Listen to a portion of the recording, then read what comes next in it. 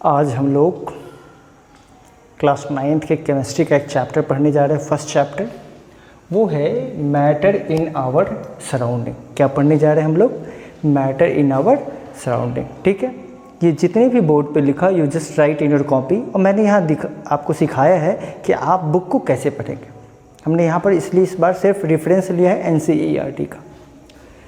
आप बोर्ड पे किस तरीके से लिखना है ये भी देखो, और कैसे नोट्स बना के आप पढ़ोगे ये भी आपको देखना है। ठीक है, तो क्या समझ में आया कि हमको कौन सा चैप्टर पढ़ना है? सर हमें पढ़ना है chapter matter in our surrounding. क्या पढ़ना है? Matter in our surrounding. ठीक है, अब हम लोग देखते हैं मैटर इन आवर सराउंडिंग में क्या क्या पढ़ना है। सबसे पहला वर्ड जो हमारे दिमाग में आता है वो आता है कि मैटर क्या है। What is matter? क्या है? What is matter. ठीक है, आप इसको लिख लेना। ठीक है, अभी हम तो देखेंगे व्हाट इज़ मैटर। तो सबसे पहली बात आता है when we see everything that is around us. हमारे आसपास जितनी भी चीज़ें हैं, जो भी आपको दिख रहा है वो सभी क्या है? मैटर है। Everything that is around us is called matter. समझ में आ गया बात? Everything that is around us is called matter. लिख लिया कॉपी में? आगे बढ़े? Okay, but what is the some things that can be used to describe the matter? Okay, previous classes में आपने पढ़ा होगा matter is anything that is around us. Okay, they have mass and occupy the space. They have mass and occupy the space. वो क्या करता है? उसके पास मास होता है और क्या करता है? स्पेस ऑक्यूपाई करता है। Occupy the space. ठीक है, मास जिसको हम लोग वेट कर सकते हैं, मेजर कर सकते हैं। स्पेस, अब देखिए स्पेस क्या होता है। जैसे आपने चीनी को ग्लास में डाला तो ग्लास के शेप का हो गया कि नहीं हो गया? ऑक्यूपाई द स्पेस किया है कि नहीं किया? और जब उसको आप तौलते हो, वेट करते हो, तो क्या आता है आपको? उसका मास। तो सेकंड बात क्या हो गया? Matter is anything that is around us. Okay, they have mass and occupy space. Clear है? ये डिफिनेशन क्लियर है? कोई दिक्कत नहीं है? आगे बढ़े हम लोग। Okay, then what is the properties of matter? What is the properties of matter? The physical properties of matter is made up of particles.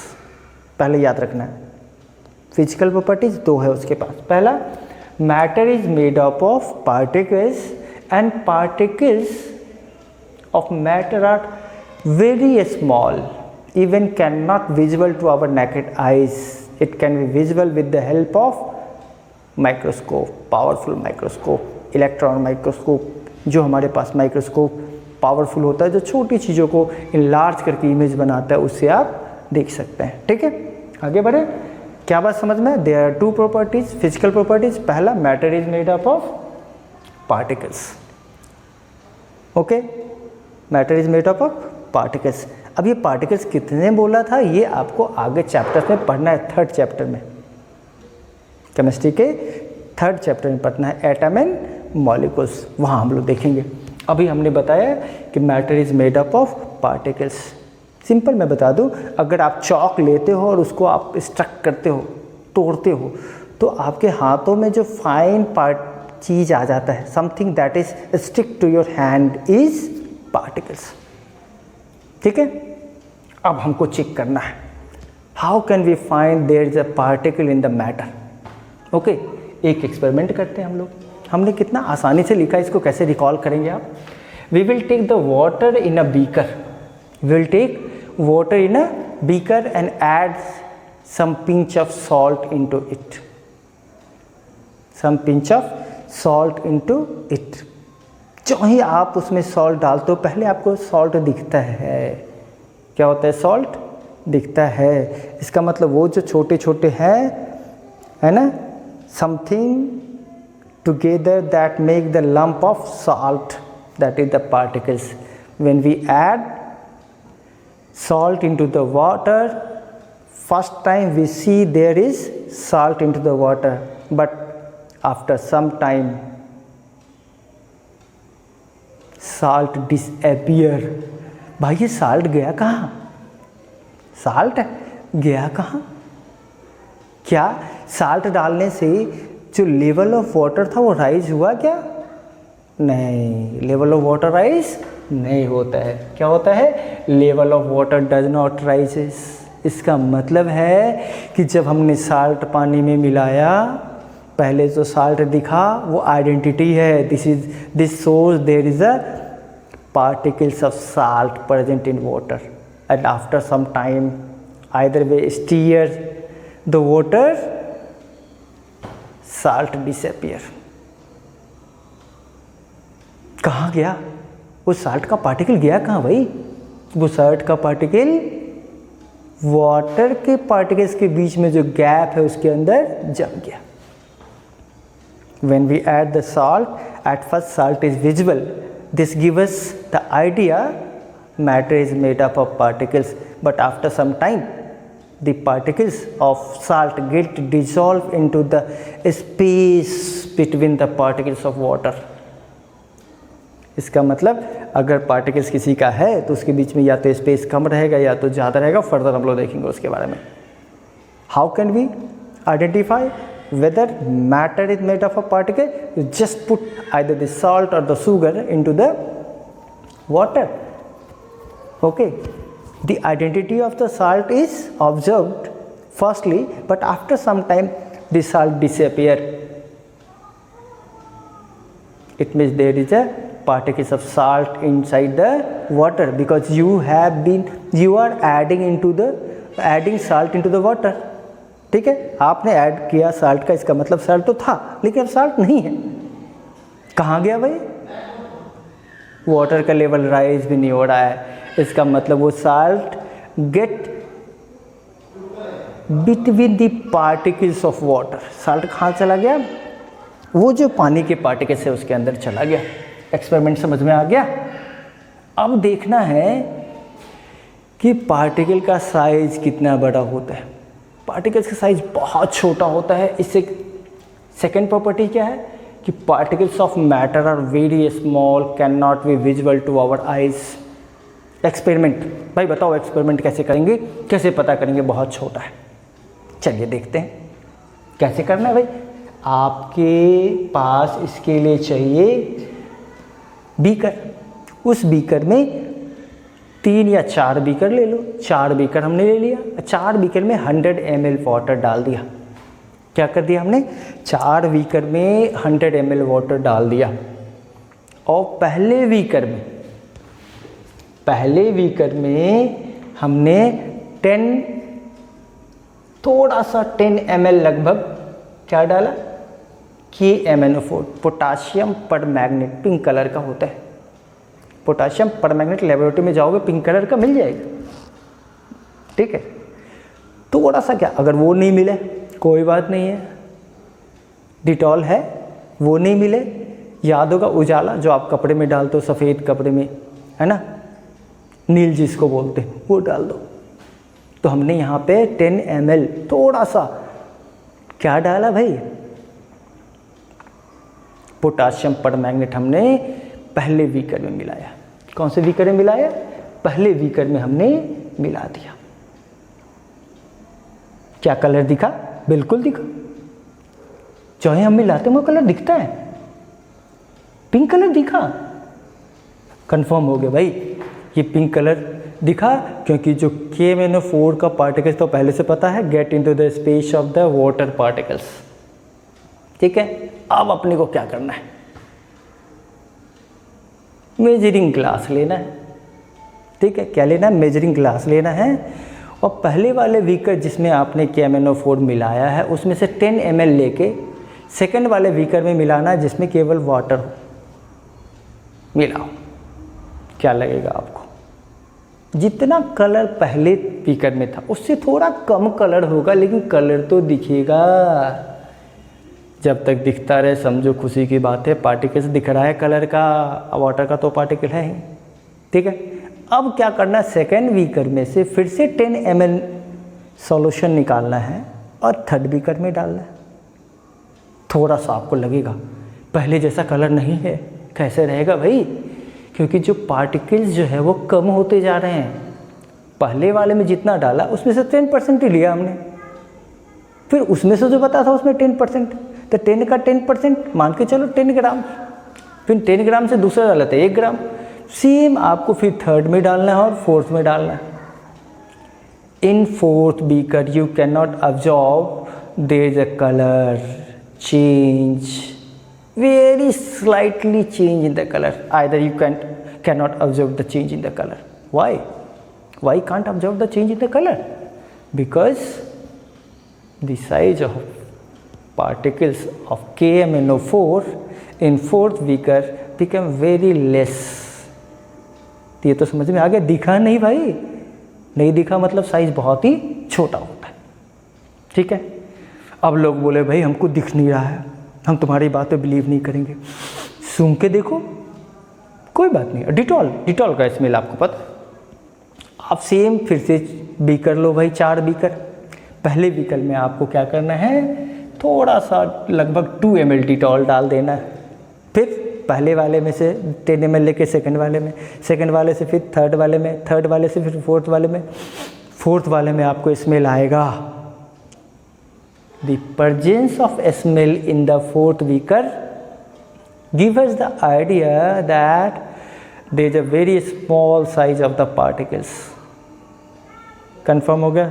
2 experiment हमने बताया, दोनों एक्सपेरिमेंट आपके एनसीईआरटी बुक में दिया हुआ है। मैंने अभी जो क्लास स्टार्ट किया वो आपको बता रहा हूँ कि एनसीईआरटी बुक को कैसे पढ़ना, और जो वीडियोज आएंगे उसमें हम आपको अलग से भी पढ़ेंगे, अलग से पढ़ेंगे, हमको वो भी पढ़ना है। पहला क्या टारगेट है, how to learn the book, understand how to learn, just you make the list into the pages, some notes जो मैंने आपको सिखा दिया बनाना।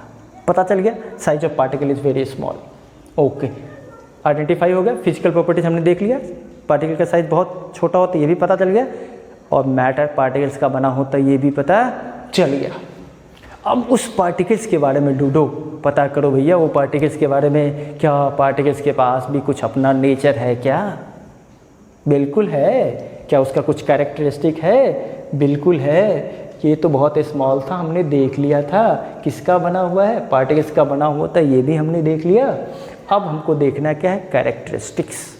क्या देखना है भाई? कैरेक्टरिस्टिक्स। किसका? पार्टिकल्स का, जो क्या बनाता है, मैटर बनाता है, हमारे आसपास की चीज़ों के पार्टिकल्स का कैरेक्टर देखना है। चलो देखते हैं। पहला कैरेक्टर्स, स्पेस होता है भैया, मैटर के पार्टिकल्स के बीच में स्पेस होता है। ये तो हमने पहले एग्जाम्पल में बताया था। व्हेन वी ऐड सॉल्ट और sugar into the water, where does the salt and sugar particle disappear? The salt and sugar particle get into the space of the particles of water. This is the example that showing that there is a space between particles of matter. Particles of matter के बाद क्या होता है? Space होता है। पता चल गया?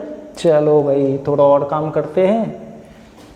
आपने साल्ट को डिजॉल्व कर दिया वाटर में, पता चल गया कि उसके पास क्या होता है? स्पेस होता है। कंफर्म। अब आपने देखा होगा डिजॉल्व करना है तो सिंपल छोड़ दो, थोड़ा टाइम लेता है। जब आप उसको स्टीयर करते हैं जल्दी मिक्स हो जाता है। इसका मतलब rate of mixing can be increases by increasing the kinetic energy. अब हमने क्या कर दिया भाई? पार्टिकल्स को क्या दे दिया? वो जो साल्ट का पार्टिकल था उसको क्या दे दिया? Kinetic energy. और जब साल्ट के पार्टिकल को दे रहे थे, किसके पार्टिकल को मिल रहा था भाई? वाटर के भी पार्टिकल्स को मिल रहा था। तो वाटर के पार्टिकल्स भी किस में चला आया? मोशन में चला आया। तो जो नज़दीक था थोड़ा और दूर हो गया, तो जो नज़दीक था वो क्या होगा? थोड़ा और दूर हो गया, और दूर हो गया तो आसान हो गया क्या करने का भाई? साल्ट को उसके अंदर जाने का। इसका मतलब कि जो रेट ऑफ डिफ्यूजन, मिक्स होना, मिक्सिंग रेट को बढ़ाया जा सकता है। क्या बढ़ा के भाई? काइनेटिक एनर्जी को बढ़ा दे तो रेट ऑफ मिक्सिंग बढ़ जाएगा। बात समझ में आ रही है? आ रही तो आगे बढ़ें। चलो पता चल गया भैया कि particles of matter having the space between them, कोई डाउट नहीं है। आगे बढ़े, लिखना जरूरी है।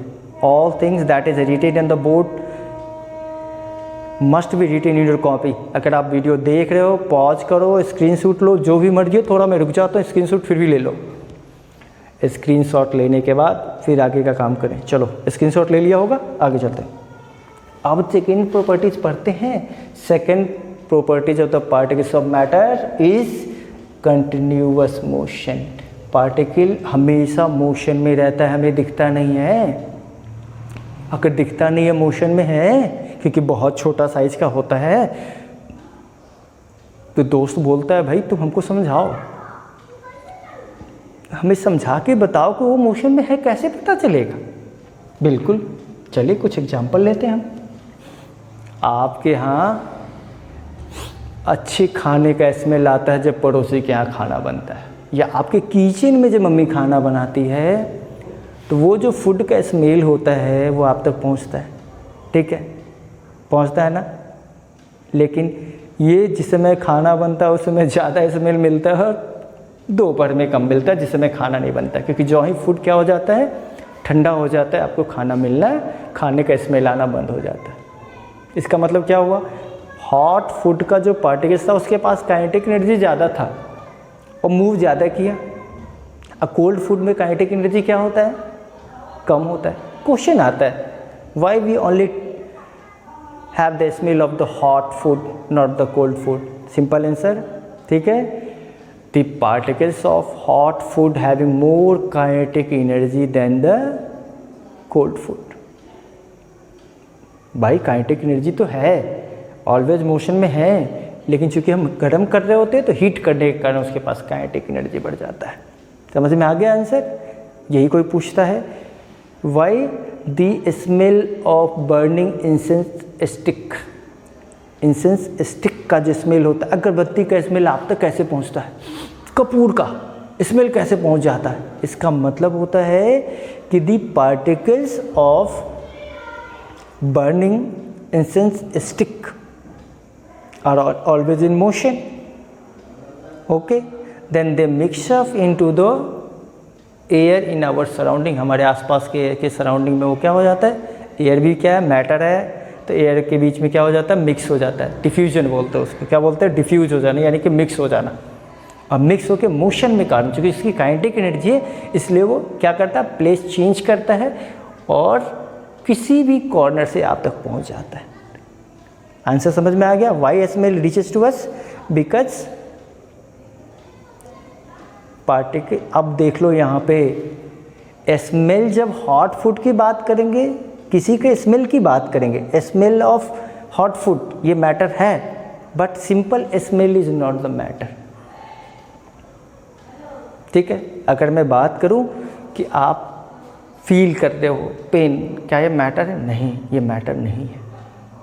ठीक है, क्योंकि मैटर के पास अपना मास होता है और ऑक्यूपाई करता है स्पेस, तो फीलिंग मैटर नहीं है।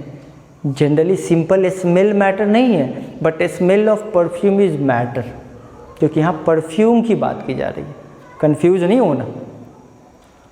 ठीक है, चलिए, तो हमने क्या बोला कि जो अगरबत्ती चल रहा है उसका स्मेल आप तक क्यों पहुँचता है, क्योंकि उसके पास क्या होता है, काइनेटिक एनर्जी होता है, जिस कारण से वो हमेशा क्या करता रहता है, मोशन में रहता है। सेकंड प्रॉपर्टीज कंफर्म हो गया, particles of matter are always in continuous motion, it means they have the kinetic energy. If we give the kinetic energy in the form of heat, when we heat the kinetic energy increases and rate of diffusion become faster. ठंडा food का नहीं पहुंचता क्योंकि उसके पास kinetic energy कम होता है, गर्म food का इसलिए पहुंचता क्योंकि उसके पास काइनेटिक एनर्जी ज़्यादा रहता है। ठीक है, समझ में आ गया। अब एक और एक्सपेरिमेंट दिया हुआ है, आपको क्या करना है, बीकर लेना है, बीकर में पानी डालना, उस बीकर में आपको ड्रॉप ऑफ इंक भी डालना है और ड्रॉप ऑफ हनी भी डालना है। Which will take the more time to dissolve, which will take more time to dissolve. Confirm करके बताना भाई, कौन ज़्यादा टाइम लेगा, क्या लगता है, साल्ट या हनी, क्या लगता है, जल्दी बताओ। आप स्टीयर कर दो ना, स्टीयर भी कर दो, कोई फ़र्क नहीं पड़ता है। कोई बात नहीं। आप देखोगे कि साल्ट जो ही उसमें डालोगे, क्या चीज़, कॉपर सल्फेट, ब्लू कलर का होता है copper sulphate, CuSO4 blue colour का, जो ही डालोगे वो नीचे जाके डालते हो, नीचे जाके बैठ जाएगा। हनी, प्योर हनी स्टिक बनाता है। क्या बनाता है? अगर कभी क्वेश्चन आता how can we find the purity of honey, just take the drop into the water, if they make the streak. अगर वो पूरा मिक्स हो गया मतलब प्योर नहीं है, स्ट्रिक बना देगा।